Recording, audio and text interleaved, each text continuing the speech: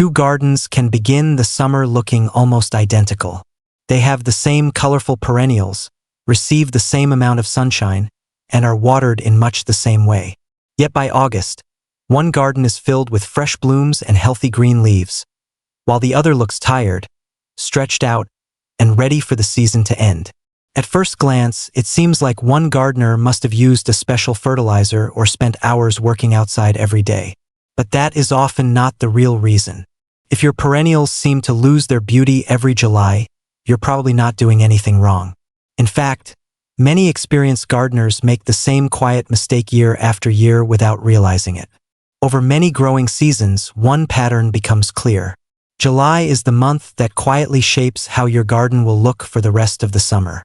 Small choices made now often matter much more than big efforts later. Today, we're going to look at 9 simple things that help perennial gardens stay healthier and bloom longer through the hottest part of the season. One of these ideas may even seem a little backward at first, yet it often leads to stronger plants and more flowers. Before explaining why this happens, it helps to understand what changes inside your garden when July arrives. Spring is a season of fast growth. Days become longer, temperatures are comfortable, and many perennials are eager to produce fresh leaves and colorful flowers. Everything seems full of energy. But July tells a different story. The weather becomes hotter. The sun grows stronger. In many places, the soil dries out more quickly. Even in areas with regular summer rain, the heat places extra demands on every plant. This is when many perennials begin changing their priorities. Instead of putting all their energy into growing taller or making more flowers, they begin protecting themselves from stress. Their roots work harder to find moisture. Their leaves try to reduce water loss. Growth naturally slows, even though the garden may still look healthy from a distance. This change surprises many gardeners because the plants are no longer behaving the way they did in spring. It is easy to think something is wrong when flowers become fewer or growth slows down. But in many cases, this is simply part of the plant's natural rhythm. One common mistake is continuing the same spring routine throughout July. More fertilizer, heavier pruning, or constant watering may seem helpful. Yet these actions can sometimes create even more stress during the hottest weeks of summer. July is usually not about encouraging faster growth. It is about helping plants stay balanced while they manage heat, sunlight, and changing moisture. Think of it this way.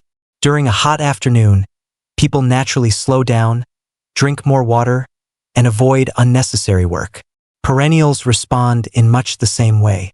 They are still growing, but they are also protecting themselves. When we understand that change, our gardening decisions become much simpler. This also explains why neighboring gardens can look so different by late summer. One gardener keeps trying to push the plants harder, while another quietly supports what the plants are already trying to do. Often, the second garden stays healthier without requiring much more effort. Another helpful reminder is that every climate behaves differently in July. Gardeners in cooler northern regions may still enjoy comfortable temperatures, while those in warmer southern areas may already be dealing with long periods of intense heat. Humidity also changes how plants respond. A perennial growing happily in one location may need extra care somewhere else. That does not mean one gardener is more skilled than another. It simply means every garden has its own conditions. This is why careful observation becomes more valuable than following a fixed schedule. Looking closely at your own plants will usually tell you far more than the calendar ever can. Before adding anything new to your garden, there is one simple habit that often makes the biggest difference. As flowers begin to fade, many gardeners leave them exactly where they are. It seems harmless enough. After all, the bloom is already there, and removing it may feel unnecessary. But once a flower finishes blooming, the plant often begins putting energy into producing seeds. That process takes resources the plant could sometimes use in other ways. This is where deadheading becomes helpful. Deadheading simply means removing flowers after they have faded. It is one of the easiest summer tasks, and it usually takes only a few minutes during a quiet walk through the garden. Many popular perennials respond well to this gentle cleanup.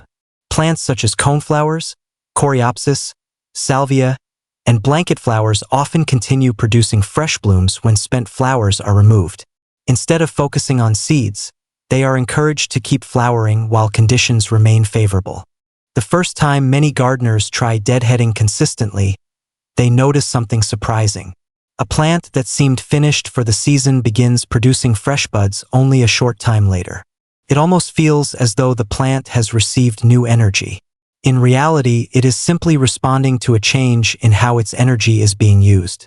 Of course, not every faded flower should be removed. Some perennials produce attractive seed heads that provide interest later in the season. Others offer valuable food for birds during autumn and winter. Plants like black-eyed Susans or ornamental grasses may be worth leaving alone as summer comes to an end. This is why observation matters so much. Rather than treating every perennial the same, it helps to notice how each one responds. Some appreciate regular deadheading. Others are happier when left untouched. As you remove faded blooms, take a moment to look at the rest of the plant. Notice the color of the leaves. Look for fresh buds forming lower on the stems. Small details like these help you understand what your garden is quietly telling you. But surprisingly, the next July habit asks you to leave something behind instead of removing it. Many gardeners believe that if a little pruning is good, then cutting back even more must be better. It seems logical. Removing extra growth should help the plant save energy. Yet in July, this idea often causes more problems than it solves. Deadheading and cutting back are not the same thing. Deadheading removes only the faded flowers. Heavy pruning removes large sections of healthy stems and leaves. During the heat of midsummer, those healthy leaves are doing important work. They collect sunlight, cool the plant through natural processes, and help produce the energy needed for future blooms. When large portions of a perennial are removed during extreme heat, the plant may struggle to recover. Instead of encouraging healthy growth, heavy pruning can increase stress just when the plant is already working hard to cope with summer conditions. Some perennials, such as peonies, daylilies with healthy foliage, and many flowering shrubs grown alongside perennial borders, especially appreciate keeping their leaves during midsummer. Even if the plant looks a little untidy, those leaves continue supporting the roots below the soil. Sometimes the healthiest choice is surprisingly simple. Remove only what is truly finished, damaged, or diseased. Leave healthy growth in place whenever possible. Doing less can often produce stronger plants, longer-lasting blooms, and a garden that remains attractive well into late summer. And while the flowers and leaves tell part of the story, the next clue is hiding somewhere many gardeners rarely look. Beneath the surface, your soil may already be explaining exactly what your perennials need next. When we left off, we had just discovered that heavy pruning in July can sometimes do more harm than good. Now let's look beneath the leaves, because that's where many summer problems actually begin. One of the most helpful things you can do in July is simply check your soil before reaching for the watering hose. The top inch of soil may look dry after a hot afternoon, but just below the surface there could still be plenty of moisture. A simple finger test can tell you much more than the appearance of the soil alone. If the soil feels cool and slightly damp a couple of inches down, your plants may not need water yet. Mulch can also make a big difference during the hottest weeks of summer. A light layer around your perennials helps the soil stay cooler and slows down moisture loss. It also reduces weeds, which compete with your plants for water and nutrients. Just remember to keep mulch a few inches away from the base of each plant so air can still circulate. Keep in mind that every garden is different. Gardeners in cooler northern climates may only need to water during long dry spells, while those in hotter southern regions often need to check the soil more frequently.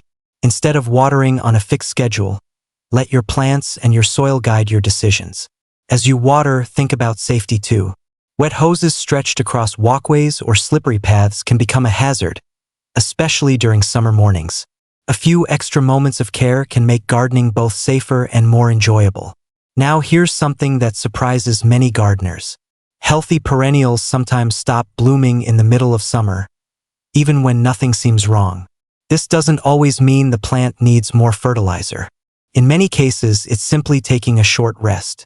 During periods of intense heat, plants naturally conserve energy.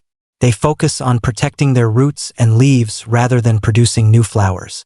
This is a normal part of their growth cycle.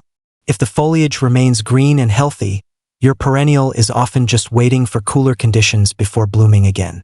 Before adding fertilizer, take a close look at the plant. Are the leaves firm and green? Is there fresh growth near the base? If so, patience may be the best thing you can give it. Sometimes the garden rewards gardeners who wait instead of rushing to fix a problem that doesn't actually exist. Another easy July habit takes only 5 minutes but can prevent much bigger problems later. During the cool morning hours, take a slow walk through your garden. Turn over a few leaves and check their undersides. This is often where pests like aphids or spider mites first appear. Look for unusual spots, tiny holes, or leaves beginning to yellow. Don't panic if you find a few damaged leaves. Every healthy garden has small imperfections. The goal isn't perfection. It's simply catching small issues before they become larger ones. A quick weekly walk is often enough to notice changes early, giving your plants the best chance to recover naturally. Many gardeners also believe that feeding their perennials more will bring back bigger blooms. But July is not always the best time for heavy feeding. Too much fertilizer during hot weather often encourages lots of leafy growth instead of flowers. That soft new growth can also become more vulnerable to heat stress. If your soil is reasonably healthy, a little compost or a slow-release fertilizer is usually all that's needed. Sometimes skipping extra fertilizer allows the plant to focus on staying healthy rather than producing fast new growth. Once again, doing less often produces better results. One final July habit can make a surprising difference. Give your perennials room to breathe. If stems have become crowded, gently thin a few of the weakest ones. Better air circulation helps leaves dry more quickly after rain or watering and reduces the chance of fungal diseases, especially in humid climates. In drier regions, only a little thinning may be needed. The goal is not to make the plant look smaller, simply to help fresh air move through it. Perhaps the most valuable habit of all is paying attention. Keep a small notebook or even use your phone to record when each perennial blooms, when it slows down, and how it responds to the weather. Over time, you'll begin to understand your own garden better than any gardening book ever could. Every season teaches us something new. Every plant has its own rhythm. The healthiest perennial gardens rarely belong to the people who work the hardest. They belong to gardeners who notice small changes, respond gently, and let nature do much of the work. If you're comfortable sharing, I'd love to know which perennial always surprises you in the middle of summer. Your experience might help another gardener who's learning alongside you.